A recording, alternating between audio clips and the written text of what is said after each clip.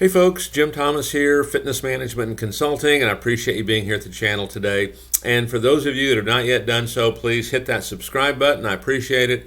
And if you find the content that I provide beneficial, please hit that like button as well. Now, our topic for you today, it's 6 strategies to improve gym profits. 6 strategies to improve the profitability of your gym. So, number 1 is we want to remove unprofitable products and services. We want to remove unprofitable products and services. And I would suggest you really take a good hard look at this, okay? Because sometimes it just slips right past us and we don't know. And I'll give you an example. I got involved with a club at one time that was doing some pretty big numbers, but they were losing pretty big numbers, and they were just baffled. They just couldn't understand why they were losing so much month in, month out, and with the volume they were doing. And so I got in, started evaluating everything, and what they had done, they had created like a membership package that included some personal training and it included some nutrition. And it was a nice package, and this was what they were selling the most of and doing a pretty good job of it. But unfortunately, the way commission schedules were set up, the way, cost was involved with, products and things like that, they were actually losing money every time they signed somebody up. They weren't actually starting to make money until like month 3 or 4. And it was putting enormous pressure on the business. And so went in there and fixed it. And, interestingly enough, of course, their numbers dropped when we did it, but their margins went up. Okay, so sometimes you just don't know for sure. So really monitor this, really be aware of potentially unprofitable products or services that you're currently running. Number 2, this would come as no surprise, but it's a challenge to a lot of folks, is, hey, let's find new customers. Let's find new members, okay? And so we want to improve our profitability. Now, here's one of the things that I find to be true, okay? Number 1 is that in most facilities, the number 1 source of new members is going to be referrals. By and large, that's it. I mean, we get some clubs, they'll have as much as 80% of new memberships are from referrals. And usually it's at least 50%, but it's clearly a number 1 source. And one of the questions that I ask so often, I said, hey, what if I hung out at your front desk all day long and I ask every member that came in and every member that left, hey, do you have current guest passes? What would most of them say? And kind of the universal answer I get back is that, well, they probably say they don't. Well, if that's our number 1 source of new members, shouldn't we make sure that all of our members, have current guest passes? And so that's number 1. I'd make sure they all have current guest passes. I'd make sure when I hand those out, they've got like a 2-week lifespan. Make sure, you're attaching some urgency to this. They got 2 weeks to redeem those things. So that's one of the first things I would do to attract new customers. It's not going to cost me anything. Most clubs are not doing it. And number 2, in many facilities, the number 2 source of new members is our former members. And so I'd put together, through email marketing, some kind of a marketing program to our former members, to our alumni. And maybe it's something as simple as, during a certain month, alumni can work out for free every weekend. And then you come up with some incentives. So when they come in and work out, there's some opportunities. If they want to, they can go ahead and get started again. So those are a couple things that aren't going to cost you anything, okay? But it's also going to increase your new member rate. And if you do it right, literally you could double your business and cut your acquisition cost in half on that. All right.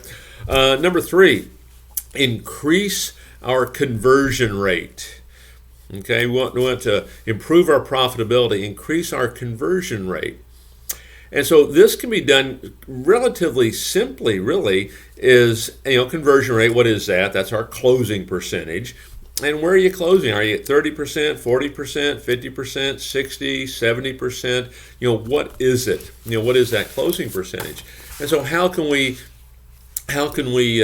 increase it? You can do some simple things. Number 1, at whatever point you normally would kind of stop, just make a commitment to asking to buy one more time. Okay, that'll do it over a period of presentations. That will do it. You can look at a third-party touch. before that customer leaves, hey Mary, before you leave, I'd like for you to meet our manager. He likes to meet all of our guests that come in the club, and I know he'd be really disappointed if he didn't get a chance to meet you. Have the manager come over, a little bit of a higher authority, have them ask that person, to buy. And even on another, even simpler maybe process is wherever we're at, okay? If we're asking the customer to buy once, let's see if we can get it to twice. If we're asking the customer to buy twice, let's get it to 3 times. So these are some things right there that can and will improve it.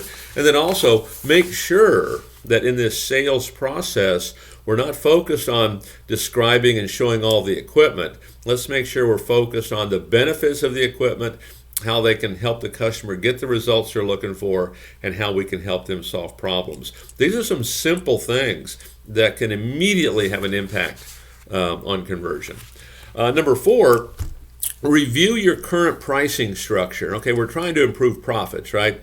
Let's review our current pricing structure. And so I want to look at this in a couple different ways, on the high end and the low end. On the high end, one of the things that we know is that your customers, 20% of them at least, they will spend more money if you simply ask.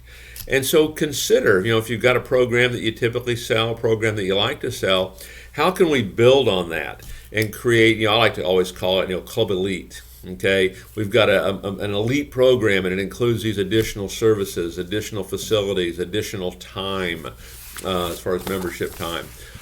Maybe it can be sold one time, things like this.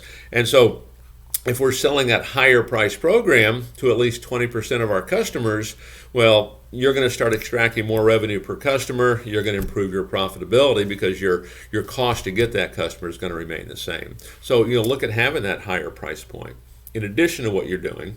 And then the second thing is, let's go the other direction. Let's look at, hey, that price sensitive customer. How can we address that price sensitive customer, the folks that don't join, won't join, can't join just because it's out of their reach for whatever reason. Maybe you have a non-prime membership. Maybe you have an alternate day membership. Maybe you have a weekend only membership. Maybe you have all of them. But the point being, if you do have that price sensitive customer, let's come up with something for everybody potentially. So if that fits your culture, there's a couple things you can do right there immediately to start improving the profitability of your business. Number 5, reduce your inventory. And so, if you're looking at, supplements, if you're looking at retail or anything else you might be selling, let's cut back on that inventory. And actually, one of the things that I would encourage, and certainly if it's online kind of selling, is any kind of drop ship program where a customer can order and they can have it, in their hands the next day, and then every month it's just a recurring thing, and they're going to get that product over and over and over. So, reduce our inventories, because not only when you have too much inventory, not only does that tie up your money, but number 2, you also have that potential for theft. Okay, so there's a couple other things that we're kind of working there as well. And then finally, number 6, reduce your overheads. Okay, how do we get our overheads down? And some of this is going to be fixed. Okay, your rent's probably not going to change. Okay, your payroll, most likely, payroll percentages, let's just call it 40%, to kind of grab a static number there. It's going to be 40% of your revenues. And if you cut it too much, you start to choke it. Of course, you don't want to go over and overspend. Make sure you're prudent with how you spend your money on payroll, but about 40% is what it's going to be. Don't go too low because, again, you will choke off your business.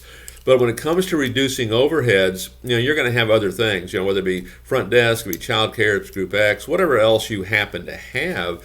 Give every department head, let them know what their expenditure budget is. Hey, your budget to run this department is $2,000. And whatever amount you come in under that, we'll give you 50% of that amount as a bonus.